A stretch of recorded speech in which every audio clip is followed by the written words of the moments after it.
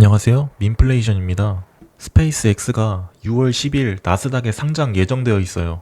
역사상 가장 큰 IPO예요. 주변에서 스페이스X 상장하면 폭등한다고 난리도 아니죠. 그런데 아셔야 할 게 있어요. 역사적으로 시장이 가장 흥분할 때가 정확히 가장 조심해야 할 순간이에요. 저는 오늘 스페이스X가 얼마나 대단한지 설명하려는 게 아니에요. 대단하다는 건 다들 아시잖아요. 제가 설명하려는 건 대단한 회사임에도 상장 후 주가가 어떤 구조로 움직일 수밖에 없는지에 대한 그 메커니즘이에요. 끝까지 보시면 머릿속에 하나의 그림이 그려질 거예요. 많은 분들이 스페이스X를 로켓 쏘는 회사로 알고 계시는데 지금은 그게 아니죠.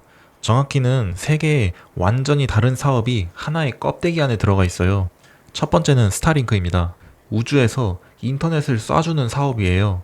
기존 인터넷은 해저 케이블과 통신사를 거쳐서 우리한테 오잖아요.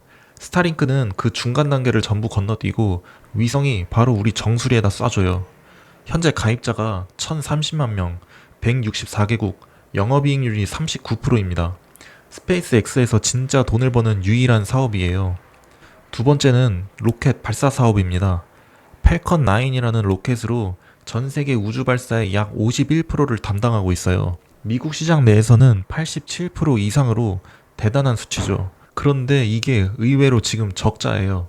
차세대 로켓 스타쉽 개발에만 25년도 한 해 4조 원이 들어갔거든요. 로켓을 비행기처럼 회수해서 재사용하는 기술, 로켓을 한 번 쓰고 버리던 산업을 재사용 산업으로 바꾼 겁니다. 이게 중요한 이유는 경쟁사가 따라잡으려면 수십조 원의 가치와 10년 이상이 필요하거든요. 그리고 세 번째가 문제입니다. xAI예요. 일론 머스크가 만든 AI 회사인데 올해 2월에 스페이스X가 합병했습니다. 그로크라는 AI 챗봇 만드는 회사예요. 그런데 2025년 기준으로 매출 1달러를 벌 때 비용은 2달러가 나갔습니다. 스페이스X 회사를 요약하면 스타링크가 번 돈을 로켓 개발과 xAI가 통째로 먹어치우고 있다는 거예요. 2024년만 해도 스페이스X 순이익이 약 1조 1000억 원의 흑자 기업이었어요. 그런데 xAI를 합병하고 손실 수준이 2025년 1분기 순 손실은 약 7천억 원 수준이었는데 xAI를 합병하고 손실 수준이 2026년 1분기에는 6조 원 이상으로 급증했어요. 이게 지금 나스닥에 상장되는 스페이스X의 실제 재무 상태예요. 그러면 일론 머스크는 왜 지금 상장하는 걸까요?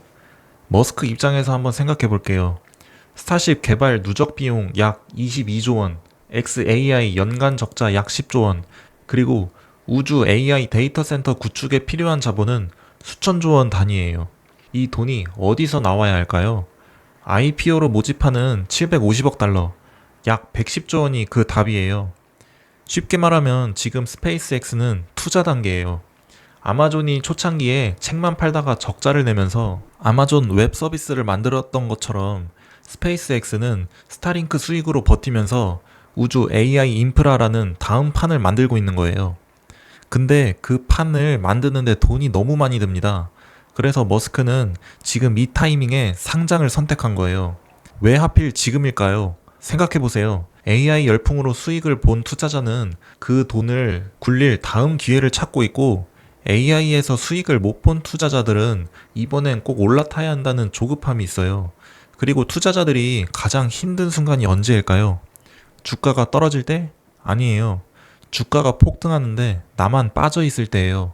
그 심리가 극대화된 지금 스페이스X IPO가 나오는 거예요. 머스크 입장에서는 자금을 조달하기에 이보다 좋은 타이밍이 없는 거죠. 시장이 이 회사를 어떻게 보느냐 하면 단순 우주 기업이 아니에요. 로켓 발사 독점 플랫폼, 전 세계 어디서나 연결되는 위성 인터넷, 그리고 미국 군사 정보기관과 연결된 국방 인프라, 마지막으로 우주 AI 데이터 센터, 이 네 가지가 하나의 회사에 들어가 있는 구조를 시장은 지금까지 한 번도 본 적이 없거든요. 그래서 기업 가치가 1.75조에서 2조 달러, 우리 돈으로 약 2,800조 원이 나오는 거죠. 그런데 시장이 지금 놓치고 있는 게 있어요. 여기서부터가 오늘 영상의 핵심인데 역대 초대형 IPO 15개 중 11개가 상장 1년 후 자국 지수 대비 10% 이상 하락했어요. 왜 이런 패턴이 반복될까요? IPO가 터지는 타이밍을 생각해 보세요. 기업이 상장을 선택하는 순간은 언제인가요? 성장 스토리가 가장 그럴듯할 때, 시장 분위기가 가장 달아올랐을 때입니다. 즉, 기대치가 최고조일 때 공모가가 책정됩니다. 달리 말하면 공모가 안에는 이미 미래 최상 시나리오가 들어가 있는 거예요. 그리고 한 가지 더 생각해 볼 게 있어요. 머스크는 과거에 트위터 글 한 줄로 도지코인 시세를 수십 %씩 움직인 전력이 있는 사람이에요. 시장 심리가 어떻게 작동하는지, 그걸 어떻게 건드리는지 누구보다 잘 아는 사람이죠. 그런 머스크가 자기 생일이 있는 6월을 상장 시점으로 고르고 행성이 정렬되는 시기에 맞춰 IPO를 한다. 이건 공모가 설계든 상장 타이밍이든 머스크는 투자자 심리를 설계하는데 익숙한 사람이라는 걸 알고 있어야 돼요. 2012년 페이스북 상장 때 시장이 뭐라 했는지 아시나요? 인터넷의 미래, 구글 이후 최대의 성장주. 그런데 3개월 만에 반토막 났습니다. 공모가를 회복하는데 14개월이 걸렸어요. 그런데 지금 메타가 어디 있냐고요? 시총 1.5조 달러 이상의 빅테크 기업입니다. 비즈니스가 진짜였기 때문에 결국 올라갔지만 상장 직후는 달랐던 거죠. 2019년 사우디 아람코도 한번 볼게요. 상장 이틀 만에 기업 가치가 2조 달러를 넘었고 화려했어요. 3개월 후 공모가 대비 29% 하락. 이건 이유가 있었어요. 전체 주식의 1.5%만 시장에 풀렸었거든요. 비유하면 마트의 물건이 딱 1.5%만 진열된 겁니다. 처음엔 희귀성에 가격이 오르지만 이후에 물량이 풀리면서 조정이 왔어요. 스페이스X는 어떨까요? 5가지 구조적 요인을 한번 짚어드릴게요. 첫 번째는 밸류에이션 문제입니다. 현재 기업 가치가 연매출의 약 100배예요. 이 말이 무슨 뜻이냐면 지금 버는 돈이 아니라 10년 뒤에 벌 돈을 지금 미리 사고 있다는 겁니다. 그 10년 뒤 그림이 실제로 실현되어야만 현재 가격이 정당화된다는 거예요. 두 번째는 지배구조 문제입니다. 머스크가 가진 주식 한 주는 여러분 주식 10주와 같은 힘을 가져요. 주주이긴 한데 여러분이 주식을 아무리 많이 사도 의결권이 없는 주주인 셈이에요. 사우디 아람코도 사우디 왕가의 지배구조로 인해서 2019년도에 역대 최대 IPO였으나 주가가 못 오르게 된 핵심 이유였어요. 세 번째는 락업 해제입니다. 상장 후 실적 발표 후부터 초기 투자자들이 주식을 팔 수 있어요. 첫 실적 발표가 8월인데 이때부터 20-30%의 물량이 락업 해제돼요. 그 이후로는 보름마다 7%씩 풀리고 2차 실적 발표 11월에는 28% 락업 해제되고 상장 180일 되는 이후로는 초기 투자자 물량 100%가 해제돼요. 파운더스 펀드, 피델리티 이런 기관급의 수천 명의 초기 직원들 이들이 수년간 들고 있는 주식을 팔 기회가 생기는 겁니다. 그런데 이게 단순히 180일 한 번이 아니고 상장 366일 후에는 창업자인 일론 머스크나 거대 기관 투자자들끼리 모조리 해제가 돼요. 네 번째는 xAI가 적자로 계속 확대되고 있다는 겁니다. 스타링크가 분기에 1조 3천억 원을 벌 때 xAI는 분기에 2조 5천억 원을 태우고 있어요. 이 차이가 좁혀지지 않는다면 스타링크가 아무리 돈을 벌어와도 전체 손익은 개선되지 않아요. 다섯 번째는 엔트로픽 계약에 90일 해지 조항이 달려 있어요. 스페이스X 데이터 센터와 엔트로픽이 매달 1조 6천억 원짜리 규모 장기 계약을 맺었는데 이게 어느 쪽이든 90일 통보만 하면 계약을 끊을 수가 있어요. AI 인프라 매출의 핵심 계약이 그렇게 불안한 조건으로 묶여 있다는 거죠. 그러면 상장 후 주가는 어떻게 흘러갈까요? 저는 세 단계로 흐를 가능성이 가장 크다고 봐요. 1단계는 상장 직후 과열 상승입니다. 개인 투자자들에게 플로트의 30%를 배정했어요.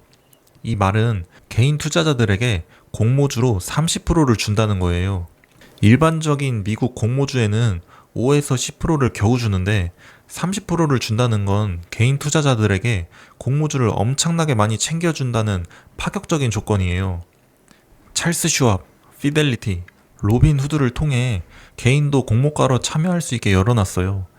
역사상 최대 IPO에 내가 참여했다는 심리, 여기에 S&P 500 편입 기대까지 더해지면서 상장 초기 20에서 40% 급등이 나올 수 있습니다. 2단계는 구조적 조정이에요. 상장 약 2개월 뒤부터 2분기 실적 발표가 나옵니다. 그 시점에 주가가 30% 올라 있으면 락업 조기 해제 창이 열려요. 동시에 XAI 손실이 또 한 번 확인될 거예요. 서사는 알겠는데 숫자가 아직 안 따라왔다 라는 인식이 퍼지면서 실망 매도 물량이 나옵니다. 여기서 30에서 50% 조정이 나올 가능성이 있어요.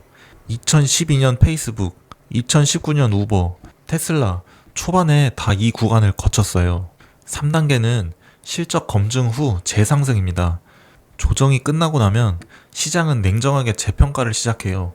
여기서 두 숫자가 방향을 결정할 건데, 첫 번째는 XAI 분기 손실이 줄어들기 시작하는가, 두 번째는 스타링크 가입자당 매출이 반등하는가. 이 두 숫자가 바뀌기 시작하는 순간 스페이스X는 과대평가된 IPO 주식에서 독점 인프라 기업으로 시장의 인식이 전환될 거예요. 아람코와 스페이스X의 결정적 차이가 바로 여기입니다. 아람코는 성장이 멈춰 있었어요. 유가에 종속된 구조였던 거죠. 스페이스X에는 스타링크라는 실제 돈 버는 성장 엔진이 있어요. 1030만 가입자, 그리고 영업이익률 39%. 매년 구독자와 이익이 늘고 있어요. 이게 바닥을 지지해 줄 겁니다. 오늘 내용을 한 줄로 정리하면 상장 직후엔 오를 수 있어요. 그 오름 자체가 조정의 방아쇠를 당길 거고, 조정이 오더라도 비즈니스가 결국 진짜라면 페이스북 메타처럼 결국 회복할 겁니다. 역사가 그걸 반복해서 보여준 거죠. 앞으로 두 가지를 주목해 보세요. XAI 분기 손실과 스타링크 가입자당 매출. 이 두 숫자가 방향을 바꾸는 시점이 진짜 가격이 형성되는 시점입니다. 오늘 영상은 여기서 마치겠습니다. 도움이 되셨다면 좋아요와 구독 부탁드립니다.